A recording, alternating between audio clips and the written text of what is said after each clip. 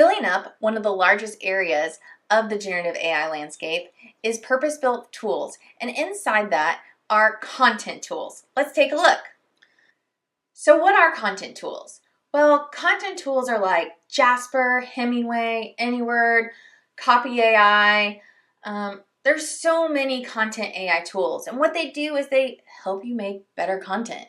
So think about your copywriting or how you need to create content. They are there to make your content easier. Let's take a look at what you can do with that. So you want to coach your AI to get what you want.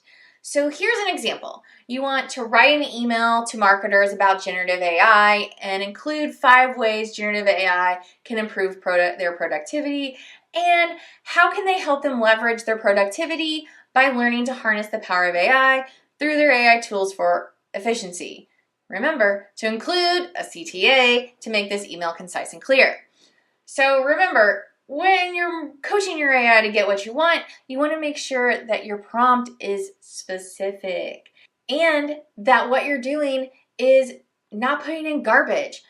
You could put a prompt in there that just says, write an email to marketers, right? Well, that's not going to give you exactly what you want. You need to make sure that that is specific and clear and concise.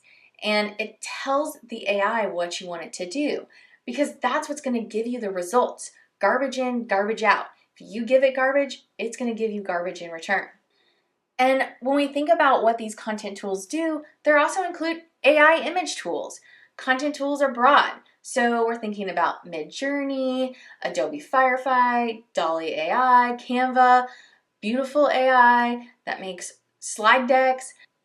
There's so many image AI tools that are going to help you boost your creativity and make your job more productive.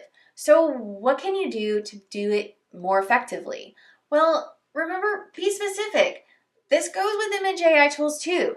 Here's an example of how you can be more specific.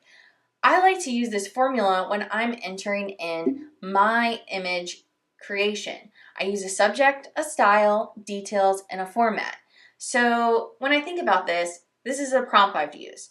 Business people in vivid color, sitting at a conference table in 16:9 format, high angle, close view. And what I'm doing is I'm giving the AI tool a guideline so that it creates the best output for me. So here's a result.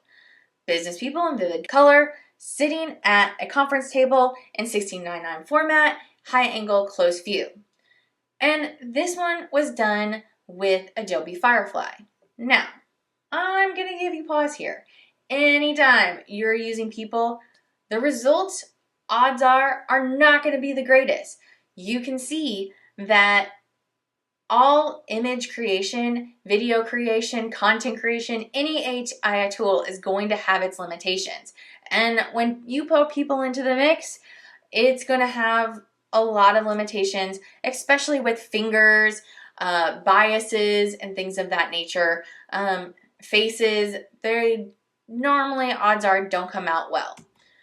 But this one was a lot better. So same exact prompt, this one was with Meta Llama 2. So you see, the other thing here is to find the AI tool that's going to give you the results that you want. I asked the same prompt with 2 different tools and got 2 different results. Same prompt, 2 different results. You need to do what you can do to get the results that you want. I'm going to say it again. You need to do what you can do to get the results that you want. AI tools are not perfect. The goal is to use them effectively to boost your productivity. If you're going to use AI tools to be more productive in what you're doing and to boost your content creation or content ideation, then what you need to do is make sure that you know how to use them. If you're not going to take the time to learn how to do it, then you're not going to be effective at what you do.